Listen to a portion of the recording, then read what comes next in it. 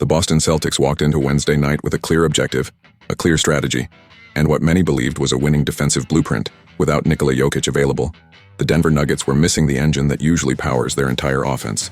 For Boston, this looked like an opportunity to seize control, dictate terms, and neutralize Denver's biggest remaining threat. That threat was Jamal Murray. And from the opening minutes, the Celtics made it obvious that everything they planned to do defensively revolved around making Murray uncomfortable. Every possession told the same story. As soon as Murray touched the ball, a second defender was nearby. Sometimes it was an immediate trap. Sometimes it was a delayed double. Sometimes it was a hedge so aggressive it bordered on reckless. The Celtics wanted the ball out of Murray's hands at all costs. They were willing to live with anyone else making plays, anyone else taking shots, anyone else deciding the game. On paper, it made sense. Take away the star guard, force role players into pressure situations, and trust your defense to clean up the rest. But basketball is not played on paper. And Jamal Murray is not the kind of player who panics when a defense overcommits. Instead of forcing shots or trying to dribble through traffic, Murray did something far more devastating. He calmly read the floor, processed the coverage, and punished every rotation the Celtics made.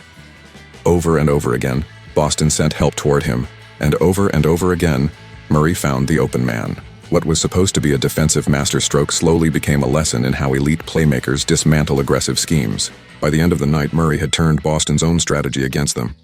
He finished with 22 points, 8 rebounds, and a career-high 17 assists. More impressively, he committed only 2 turnovers, in a game where the Celtics' entire plan was built on forcing him into mistakes. Murray played one of the cleanest, most composed games of his career. From the very beginning, the Nuggets showed they were prepared for Boston's approach. Denver spaced the floor perfectly, positioning shooters in the corners and along the wings, daring the Celtics to abandon them. Each time Boston committed 2 defenders to Murray, the Nuggets already knew where the counter would be. A quick pass, a swing to the weak side, a catch-and-shoot 3 with no defender in sight. Peyton Pritchard summed it up simply after the game. When you send double teams and the offense makes the right reads, you are automatically playing from behind. That was the reality Boston faced all night. Their rotations were just a step late. Their closeouts were rushed, and Denver made them pay possession after possession. The absence of Nikola Jokic made the Nuggets' performance even more impressive. Without their 3-time MVP, Denver needed someone else to orchestrate the offense, control tempo, and keep everyone involved. Murray didn't just fill that role, he elevated it. He became the conductor of a perfectly timed attack, dictating where the ball went and when, always staying one move ahead of Boston's defense. Head coach Joe Mazzulla acknowledged after the game that some of the damage came from shots Boston could not fully control. In the first half alone, Denver hit 6 of 7 corner threes, many of them directly off double teams. Those are the kinds of shots defenses are designed to prevent. And yet, Denver was getting them consistently.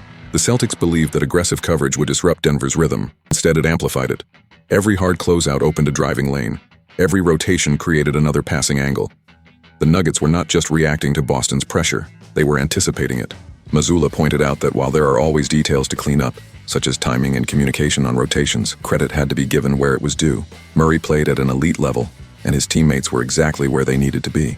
When the Celtics made it a 2-on-1 situation, Denver treated it like a shooting drill. Derek White echoed those sentiments, noting that while the goal was to take the ball out of Murray's hands, many of those possessions resulted in layups or open threes. That is the risk you take when you commit extra defenders to a player with elite vision. Murray made the correct read again and again, and his teammates converted. What made the performance even more punishing for Boston was how well Denver's shooters capitalized. Peyton Watson delivered the best shooting night of his career, hitting 6 of 7 3-point attempts on his way to 30 points. Tim Hardaway Jr. knocked down 4 of 8 from deep. Darren Holmes II added his own contributions, spacing the floor and forcing defenders to respect him. As a team, Denver shot 20 of 44 from beyond the arc, good for 45.5%. That number alone tells a powerful story. Across the league this season, teams allowing 20 made threes almost never win. Boston was no exception. The Celtics simply could not overcome that level of perimeter efficiency, especially when so many of those shots came directly from their own defensive choices. Still, the game was far from over heading into the fourth quarter. Despite Denver's shooting and Murray's playmaking, Boston had managed to stay within striking distance. With just over 8 minutes remaining, Anthony Simons grabbed an offensive rebound and converted a difficult layup to give the Celtics a 3-point lead. The TD Garden erupted. Momentum seemed to be shifting. That moment, however, was the last time the night felt hopeful for Boston. From that point forward, Jamal Murray took complete control of the game. Not by scoring in isolation, not by forcing tough shots, but by orchestrating a surgical dismantling of Boston's defense. It started with a steal that led to an assist for Zeke Naji. Then came a pullback dribble near half court, drawing defenders toward him before kicking the ball out for a wide-open three by Christian Braun. Another possession, another assist, this time finding Watson cutting to the basket. Then a lob for Najee. Then an interior pass that resulted in free throws. Possession after possession, Murray dictated the outcome. Boston managed to score sporadically during this stretch. Jaylen Brown finished through contact. Peyton Pritchard knocked down free throws. Brown hit a three, but it didn't matter. Every Celtics basket was immediately answered by Murray's decision-making. He wasn't just participating in Denver's offense, he was responsible for nearly all of it. Between the 7:26 mark and the 1:18 mark of the fourth quarter, Denver outscored Boston 22-8. Murray assisted on every single one of those points. In just over 6 minutes, he recorded 6 assists, all of them coming against the same aggressive coverages Boston had committed to all night. This was the moment when the Celtics' plan fully collapsed. The strategy was designed to force Murray into uncomfortable situations. Instead, it placed the entire defense into constant recovery mode. Denver knew exactly how to exploit it, and Murray executed flawlessly. Jaylen Brown later said that he felt Boston's defense was solid overall, but sometimes teams simply make shots. Denver, he noted, had one of their best shooting performances of the season. Players who put in the work were rewarded. From the Celtics' perspective, they did what they believed was necessary, but the Nuggets delivered when it mattered. That statement captures the thin margin between a good defensive plan and a losing one. Boston didn't completely abandon their principles. They trusted their approach. But in the NBA, when an elite player is capable of consistently making the right read, even a sound strategy can unravel. In many ways, this game was a reminder of why Jamal Murray is so valuable to Denver. He is not just a scorer. He is not just a shooter. He is a decision-maker who thrives under pressure. When defenses load up against him, he doesn't rush. He doesn't panic. He dissects. Without Jokic, the Nuggets needed someone to step into the role of offensive organizer. Murray didn't just fill the void.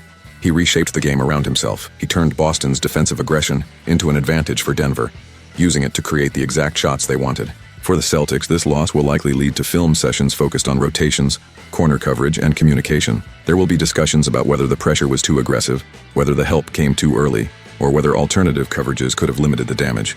These are normal questions after a game like this. But beyond the tactical adjustments, the larger lesson is clear.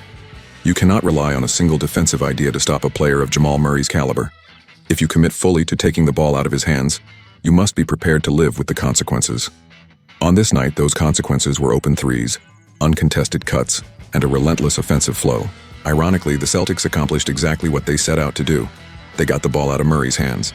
They forced him to give it up. They turned him into a passer rather than a scorer. The problem was that Murray was exceptional in that role. In trying to neutralize him, Boston unlocked a different version of his game, one that proved even more damaging. This game will not define the Celtics' season. They remain one of the most complete teams in the league, with elite talent, depth, and coaching. But it does serve as a warning. Against the best playmakers in the NBA, defensive pressure must be paired with flawless execution.